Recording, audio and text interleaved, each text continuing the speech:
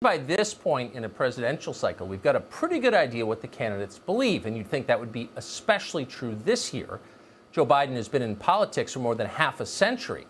This is his third run for president. Since 1969, the year of the moon landing, Joe Biden has been yammering in public virtually without stopping, until this year. This year, the famously chatty Joe Biden has said almost nothing. His advisors claim that's because of COVID-19, but nobody believes that. Everybody knows why Biden won't appear in public. When he does emerge, things tend to get strange.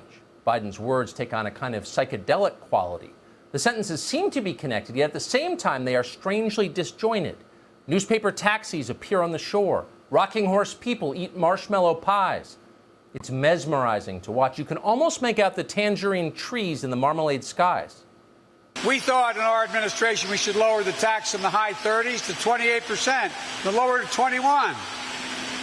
I'm going to raise it back up to 28. Folks, it's not sufficient to build back. We have to build back better.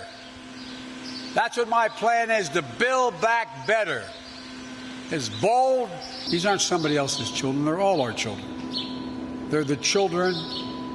Those children are the kite strings that hold our national ambitions aloft. The only entity, the only thing that can tear America apart is America itself. Period. What does any of that mean? Honestly, we don't know, but Joe Biden doesn't either. It's all good, man. This is the candidate who could soon be president of the United States. Don't tell him that. It'll only make him anxious. The people around Biden, by contrast, are not anxious. They are completely in control. They know exactly what they want. And yesterday, they gave the rest of us a glimpse of what that is.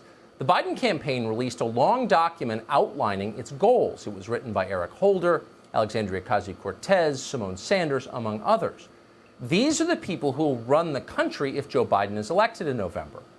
So what's their plan? Well, in a sentence, they'd like to make the rest of America very much like our biggest cities have become. Squalid, dangerous, chaotic, and unhappy.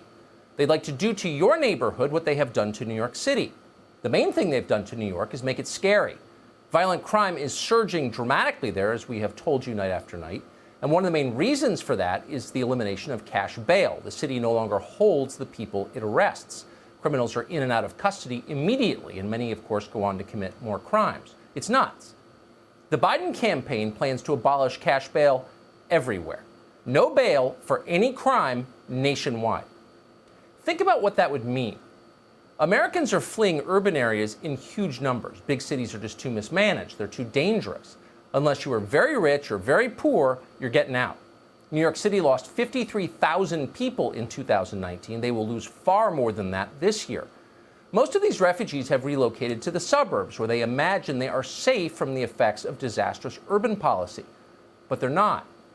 Democrats want to abolish the suburbs. They are too clean and nice, and therefore, by definition, they are racist.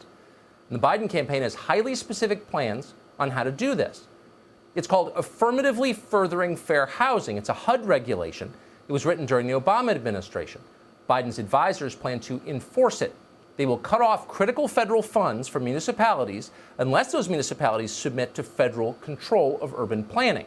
Towns will be ordered to abolish zoning for single-family housing because single-family homes, needless to say, are racist. Low-income, federally subsidized apartments will go up in the suburbs. It's a good bet you won't see any of this. You won't see projects being built in Aspen or Martha's Vineyard or anywhere else Eric Holder vacations. But in your neighborhood, oh yeah. Your kids' schools will change too. The Biden campaign has vowed to bring back Obama's lunatic Title IX rules. Colleges would once again ignore due process and the presumption of innocence and instead use kangaroo courts to assess sexual assault allegations on campus. Good luck to your sons. The country's K-12 schools, meanwhile, effectively will abandon classroom discipline. Schools that suspend students based on their behavior, rather than according to a strict racial quota system, will be punished for that.